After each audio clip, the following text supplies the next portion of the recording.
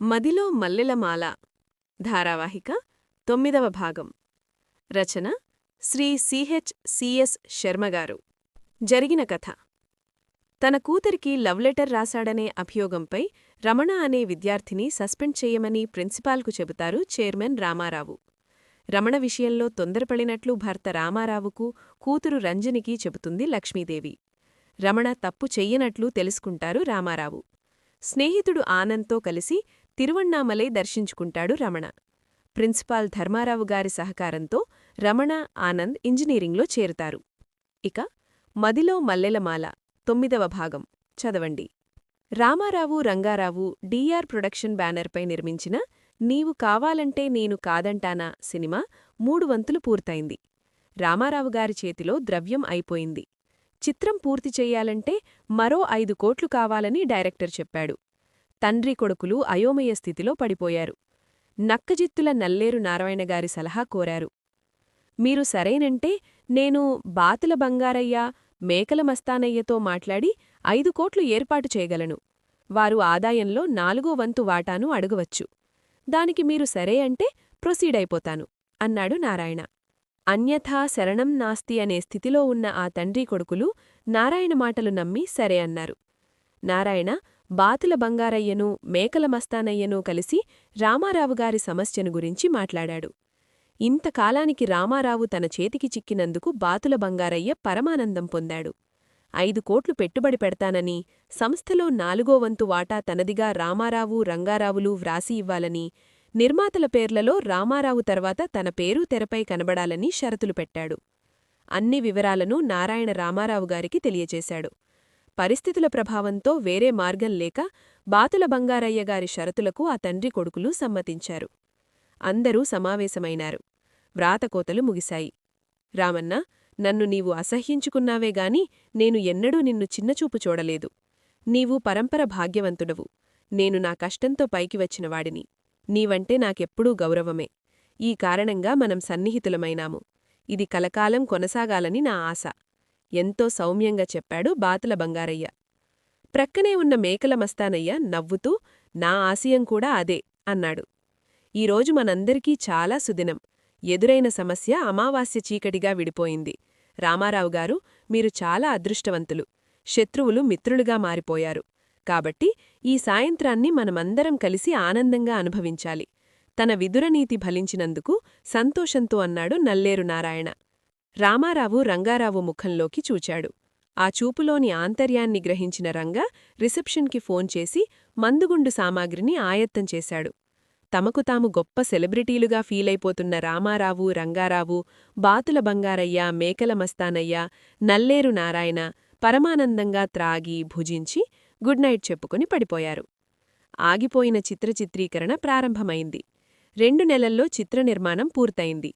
రామారావుగారి జన్మదిన సందర్భంగా డిసెంబర్ 26న నీవు కావాలంటే నేను కాదంటానా చిత్రం ఆంధ్రాలో అన్ని కేంద్రాల్లో రిలీజైంది.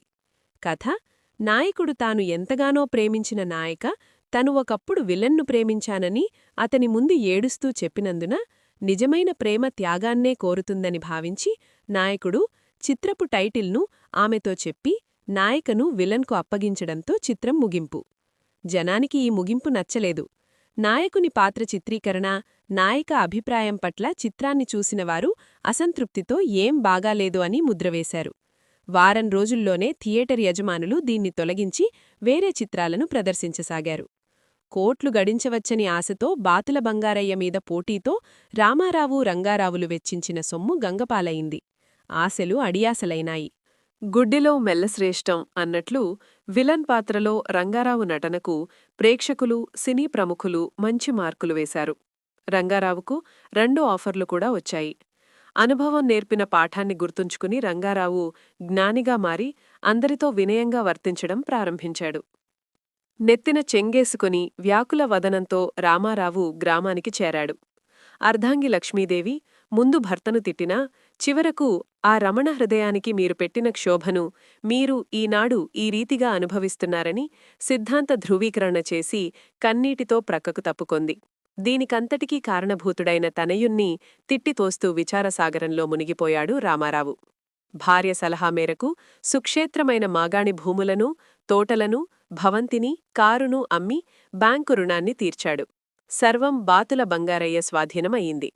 సంవత్సరం రోజుల క్రిందం రారాజుగా వెలిగిపోయిన రామారావు సామాన్య రైతుగా 2 ఎకరాల భూమిలో 1 గ్రౌండ్ స్థలంలో పూరిపాకలో ఉండవలసిన స్థితి ఏర్పడింది. హైదరాబాద్లో ఉన్న రంగారావు తన వారిని మరిచిపోయాడు. రంజని మంచి మార్కులతో +2 పాసయింది. ఆనంద్ తండ్రి రామబ్రహ్మం సాయంతో రంజని కాలేజీలో బీఎస్సీలో చేరింది. పూలు అమ్మిన చోటనే కట్టెలు అమ్మవలసిన స్థితిని తలుచుకుని రామారావు నిరంతరం బాధపడేవాడు.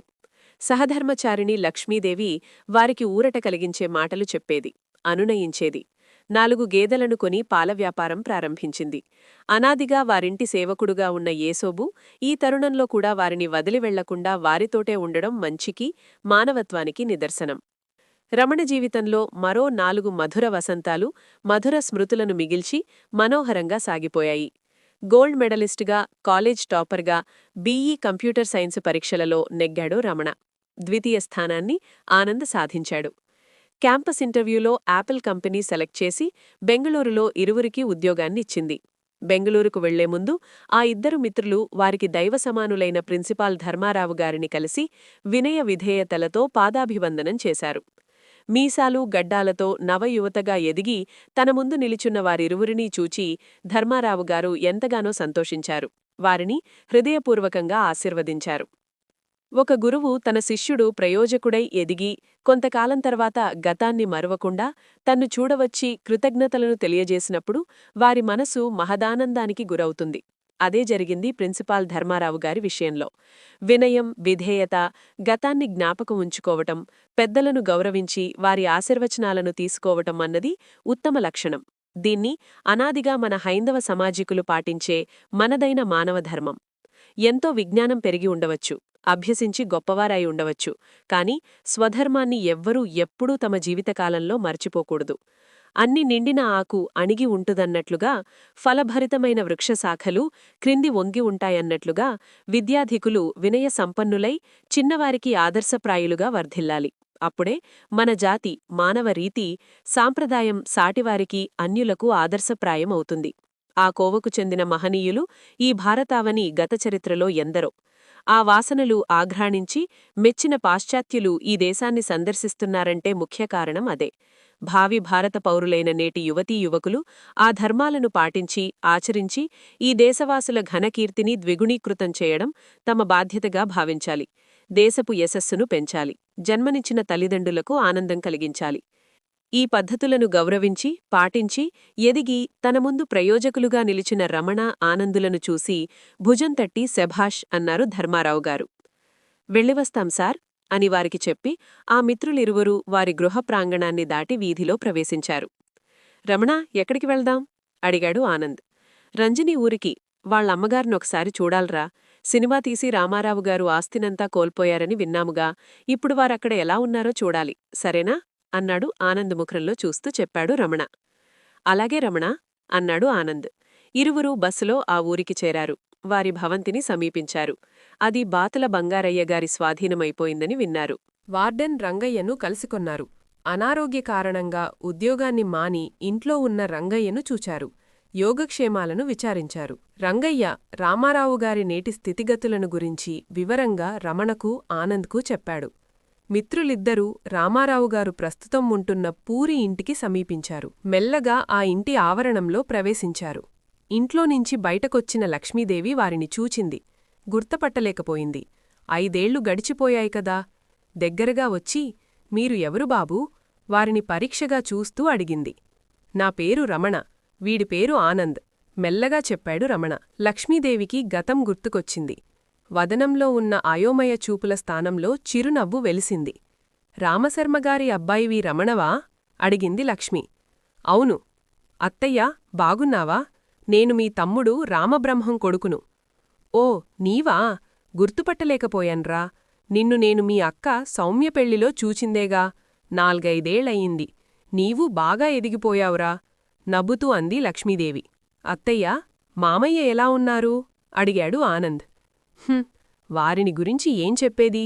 ఆ దరిద్రుడు రంగ మాటలను నమ్మి ఉన్న ఆస్తినంతా ఊడ్చిపెట్టి సినిమా తీశాడు. అది జనానికి నచ్చలేదు. దివాలా తీశారు. రుణవిముక్తి కోసం సర్వస్వాన్ని బాతుల బంగారయ్యకు ధారపోశాడు. ఇక మిగిలి ఉన్నది 2 ఎకరాల భూమి, ఈ స్థలం. నిరంతరం మనోవ్యధక బాధపడుతుంటారు. పైరును చూసేదానికి చేలవైపుకు వెళ్లారు. రంజనీ అడిగాడు ఆనంద్. మీ నాన్నగారి సాయంతో బీఎస్సీ చదువుతూ ఉంది. మానవత్వాన్ని బంధుత్వాన్ని మరువని మంచి మనిషి మీ నాన్న. అవును రమణ, నీకు మా కుటుంబం మీద ఇంకా కోపమా? దీనంగా అడిగింది లక్ష్మీదేవి. లేదండీ, నాకు ఎవ్వరిమీద ఎలాంటి కోపం లేదు చెప్పాడు రమణ. ఏం చేస్తున్నావు? అడిగింది లక్ష్మి. బీఈ కంప్యూటర్ సైన్స్ వరకు చదివాను. బెంగళూరులో ఉద్యోగం వచ్చింది. వీడికి నాకు. రేపు బయల్దేరి వెళుతున్నాము. యథార్థం చెప్పాలంటే నేను మీకు రుణపడి ఉన్నాను. మీరు ఇచ్చిన ఆ 2 లక్షలతోనే నేను కాలేజీలో చేరగలిగాను. మీరు చేసిన ఆ సహాయాన్ని నేను నా జీవితాంతం మరువలేను ఎంతో వినయంగా చెప్పాడు రమణ.